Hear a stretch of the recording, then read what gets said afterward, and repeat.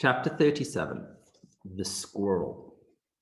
A small squirrel was scurrying through the garden. Bright Bill had never seen her before.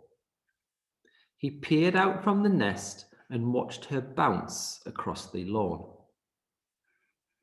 After a minute of spying, the gosling shook his tail feathers and waddled outside. "Hello, my name is Bright Bill." The squirrel froze. Then he slowly turned around. And then he started to talk.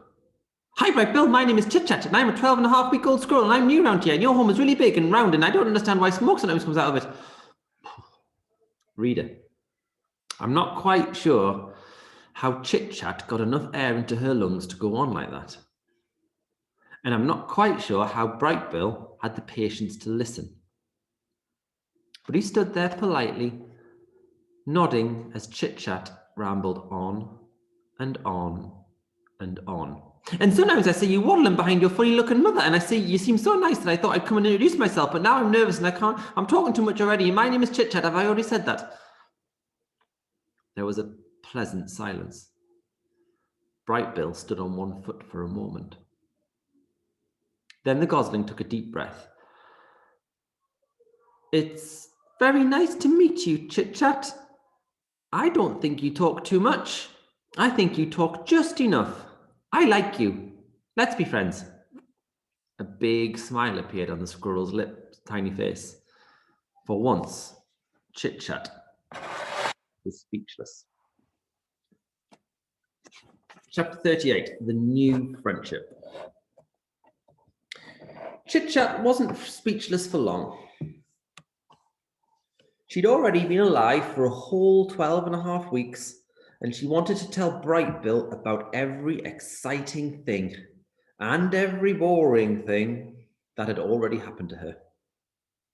And so, as the two new friends played and explored and ate together, the squirrel shared her stories. "I was born on the other side of the hill, and then last week I decided I was ready to build my first nest, which is now where I live, in that tree with the weird bump in its trunk. One time a weasel chased me through the treetops until he missed a branch and fell all the way down and crashed into a bush and walked away all wobbly, and he never bothered me again. Ew, gross. I saw you eat that ant one time, and I saw you eat a gnat, but I once ate a gnat by accident, and I didn't like it at all. I mostly eat acorns and bark and tree buds, and sometimes the yummy berries that grow in your garden," she said, while the two of them took a snack break. But Chit Chat was a good listener as well. And whenever it was Bright Bill's turn to speak, she'd keep quiet and hang on his every word. And do you know who enjoyed their conversations most of all? Roz the robot. Our robot Roz. The protective mother was never far away, and she felt something like amusement at the silly conversations she overheard. And she felt something like happiness that her son had made such a good friend. Chapter 39. The First Flight. Bright Bill had spent his entire life by the pond, and he was very curious about what lay beyond his neighbourhood. So one day his mother said to him, "Let's go for a walk, and I will show you more water than you can possibly imagine." Roz placed the gosling on her shoulder, and the two of them set off across the island. They marched out of the forest, crossed the great meadow, and climbed uphill until they were at the top of the western fringe of the island. Before them was a grassy slope that descended all the way down to dark, choppy waters that surrounded the island. "That is a lot of water," said the wide-eyed gosling. "I'm a good swimmer, but I'm not good enough to swim across that pond." "That is not a pond," said the robot. "That is an ocean. I doubt any bird could swim across an ocean." Waves rolled in from the horizon. Seagulls circled above the shore. A steady breeze blew up the slope. Bright Bill's yellow fluff had recently changed to a coat of silky brown feathers, and he spread his feathery wings into the breeze. And then, Mama, look! For the briefest of moments, the wind lifted Bright Bill off the ground. But he quickly tipped backwards and fell into the soft grass.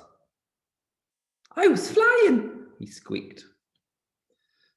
That was not flying, said Roz, looking down at her upside-down son. Well, I was almost flying. I want to try again. I have observed many birds flying. Sometimes they flap their wings quickly, and other times they fly without flapping their wings at all. They just spread their wings and soar on the wind. So I was soaring. Almost.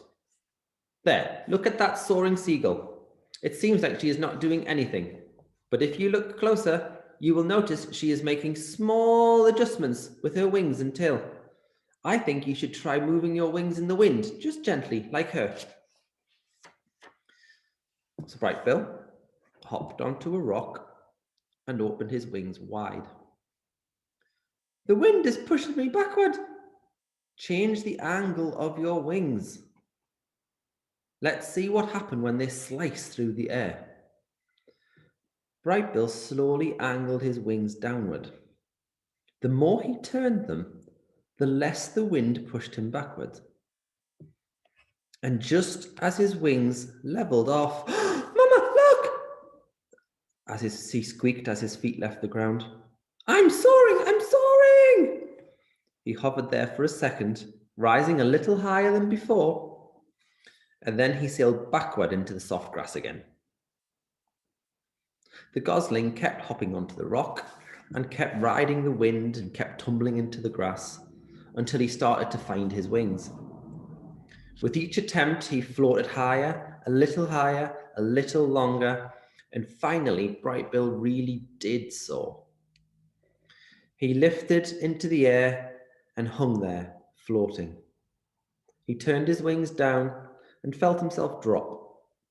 He wiggled his tail feathers and felt himself veering back and forth. I'm a natural, he squeaked.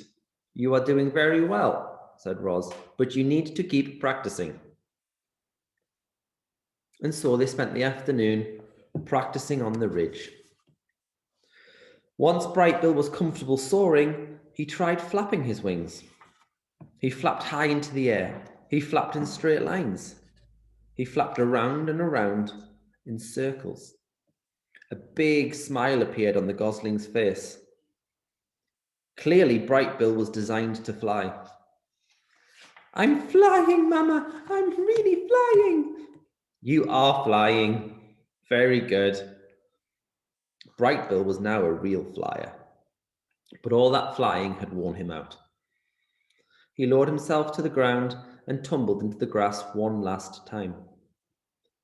His landings still needed some work. Roz placed Bright Bill on her shoulder and headed back to the nest. Can't believe I can fly now, Mama. I just wish you could fly with me. And then the gosling's words were replaced by a quiet, sleepy breathing.